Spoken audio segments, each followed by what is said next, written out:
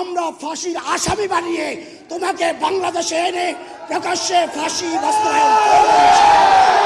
আমরা বিএনপি চিনি না, জামাতে ইসলাম চিনি না, হেফাজতে ইসলাম চিনি না, খেলাফত আন্দোলন চিনি না, মজলিস চিনি না।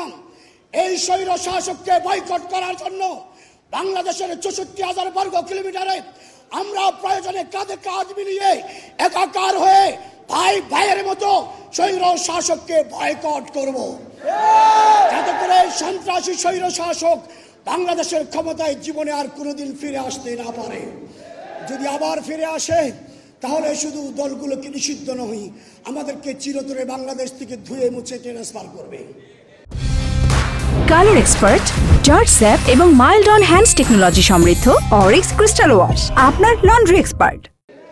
প্রিয় উপস্থিতি, আমি বলবো বর্তমান অন্তর্বর্তীকালীন সরকারকে অনতিবিলম্বে ইসকনকে নিষিদ্ধ ঘোষণা করবেন, নচেতে ইসকন আপনার জন্যই বিপদ হয়ে দাঁড়াবে। অনতিবিলম্বে যতটুকু সংস্কার করা দরকার পুলিশে, সেনাবাহিনীতে, বিজেপিতে, আনসারে, র্যাবে সহ সচিবালয় সহ বাংলাদেশের যে কটা প্রশাসনিক স্তর আছে সংস্কার করে যত দ্রুত সম্ভব নির্বাচিত সরকারের হাতে ক্ষমতা হস্তান্তর করবেন। প্রয়োজনে নির্বাচিত সরকারি শেখ হাসিনা মাঝে মাঝে ভিডিও ফুটেজ পাঠায়, দেশে আসবে, দেশে তোমার আশা লাগবে না, আমরা ফাঁসির আসামি বানিয়ে তোমাকে বাংলাদেশে এনে প্রকাশ্যে ফাঁসি বাস্তবায়ন করব।